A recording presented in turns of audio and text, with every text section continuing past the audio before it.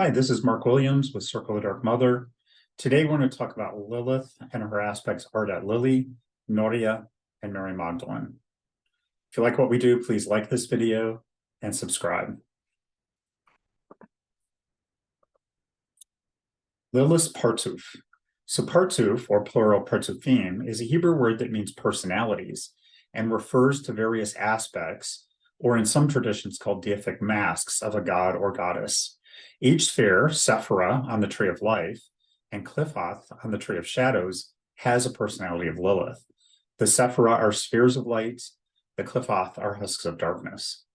My book Embodying Lilith, a Gnostic Kabbalah of Lilith, has details on each sphere on both trees, along with the Lilith Partsufim. The spheres for this video are Netzach, Victory, and Tiferet, Beauty on the Tree of Life, and Arab, Zarak, the Ravens of Dispersion, and Thagrion, the Disputers on the Tree of Shadows. The Partsuf of Lilith is Ardat Lili for Tiferet and Arab Zarak. And then the Partsufim for Lilith is Norea and Mary Magdalene for the second sphere, which is Tiferet and Thagrion. Ardat Lili.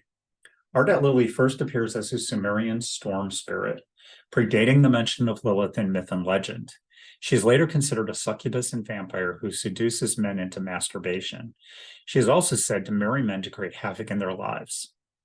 Even though Ardat Lili's name is listed prior to Lilith in written record, later demonic tradition calls her Lilith's firstborn daughter with Samael. I consider her an aspect of Lilith because she shares all the same attributes and basic Sumerian origins. Ardat Lili is primarily mentioned in the early Sumerian period, while the name Lilith appears later in the Akkadian and Babylonian periods. Norea. Lilith is borrowed from Jewish Midrash by Gnostics, but generally the Gnostic female creative principle is called Sophia, Greek for wisdom. And Sophia is the mother and the daughter, or the uncreated female principle, or the created female principle. Two exceptions to her being called Sophia is in the Gnostic text, the hypostasis of the archons and the thought of Norea. In both these writings, a female figure named Norea is central. Not mentioned anywhere else in the Gnostic literature, little is known about her, but she is said to be either Eve's daughter or the wife of Noah. Interestingly, Norea is the Coptic version of the Hebrew name Neama, which both mean pleasant. And she is thought to be Neama's enlightened form. Neama is, in Jewish tradition, is considered a demon, and I consider her an aspect of Lilith.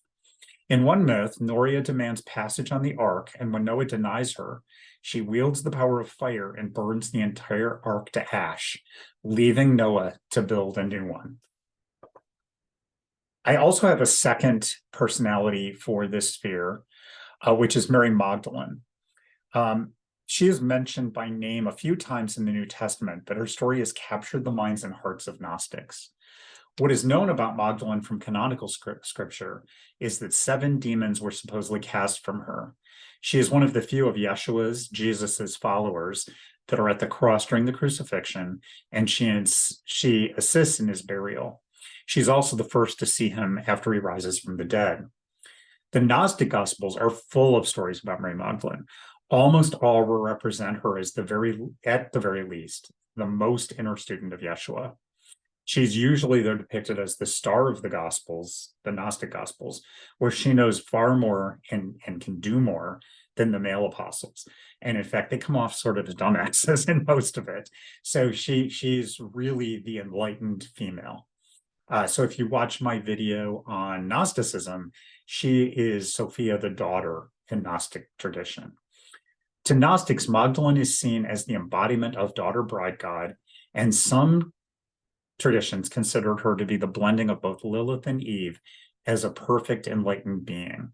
So, in the traditional Gospels, she's not mentioned much, and she's just this woman that's sort of there. In the Gnostic Gospels, she is powerful, and she is not what you would consider a goody-goody. She does what's needed, and very, very powerful. So this is why, and also the idea that she is the blending of Lilith and Eve, is why I consider her an aspect as well. She's an alternate for Tiferet and Bagrian.